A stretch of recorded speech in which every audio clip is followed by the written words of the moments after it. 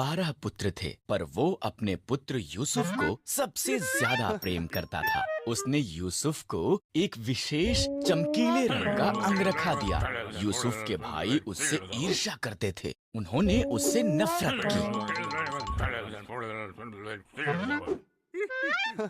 विशेष स्वप्न भी देखे।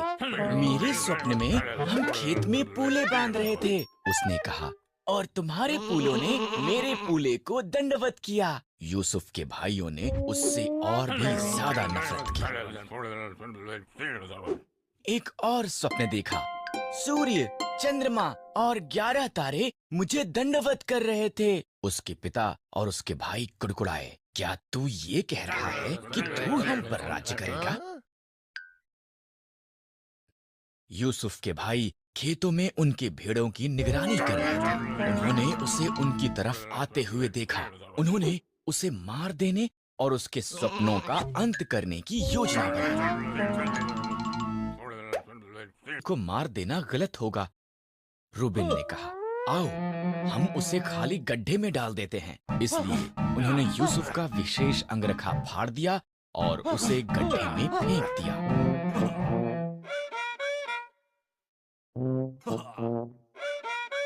आरी मिस्र की तरफ उनके मार्ग से गुजरे। आओ, हम यूसुफ को इस्माइलियों के गुलाम के रूप में बेच देते हैं, यहूदा ने सुझाव दिया। इसलिए भाइयों ने यूसुफ को चांदी के 20 सिक्कों के लिए बेच दिया। यूसुफ के अंगरखे को बकरे के लहू में डुबोया और इसे याकूब को दिखाया। मेरा पुत्र मर गया है, वो रोया। इसी दौरान यूसुफ को मिस्र में ले जाया गया, लेकिन परमेश्वर यूसुफ के साथ था। इश्माइलियों ने यूसुफ को पोतीपर के पास बेच दिया, जो फिरौन का हाकिम था। परमेश्वर ने यूसुफ को आशीष दी और उसे सफल बनाया। पोतीपर ने यूसुफ को अपने पूरे घराने का अधिकारी बना दिया। पोतीपर की अच्छी सेवा की। पोतीपर की पत्नी ने चाहा कि यूसुफ परमेश्वर के विरुद्ध पाप करे। यूसुफ ने इनकार कर दिया, इसलिए उसने उसके बारे में झूठ बोला। पोतीपर ने अपनी पत्नी पर विश्वास किया और यूसुफ को जेल में डाल दिया गया। में यूसुफ फिरौन के 2 हाकिमों से मिला। इन दोनों ने स्वप्न देखे और परमेश्वर ने यूसुफ को उनके अर्थ दिखाए।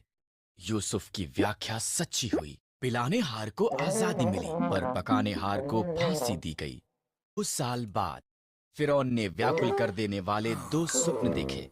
पिलाने हार को जो यूसुफ ने उसके लिए किया था याद आया और फिरौन को बताया। इस तरह फिरौन ने यूसुफ को बुलाया और उसे अपने स्वप्न बताए। परमेश्वर ने यूसुफ को फिरौन के स्वप्नों का अर्थ दिखाया। 7 साल तक भरपूर फसल होगी, यूसुफ ने कहा। इसलिए भोजन को जमा कर लें, क्योंकि इसके बाद 7 साल का अकाल होगा। बुद्धि से प्रभावित हुआ, इसलिए उसने यूसुफ को सारा भोजन एकत्र करने का जिम्मा सौंपा।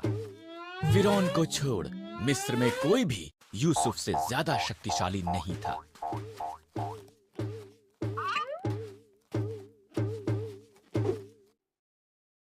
यूसुफ के भाई मिस्र में भोजन खरीदने के लिए गए। उन्होंने यूसुफ को दंडवत किया, पर उसे पहचान नहीं पाए। जब उसने देखा कि वो बदल चुके थे, तब उसने उन्हें बताया कि वो कौन था। भाई भयभीत हो गए थे। तुम लोगों ने मेरे लिए बुराई का विचार किया, यूसुफ ने कहा, परंतु परमेश्वर ने उसे भलाई के लिए प्रयोग किया। हमारे पूरे परिवार को मिस्र में ले आओ, हमारे पास खाने के लिए भरपूर होगा।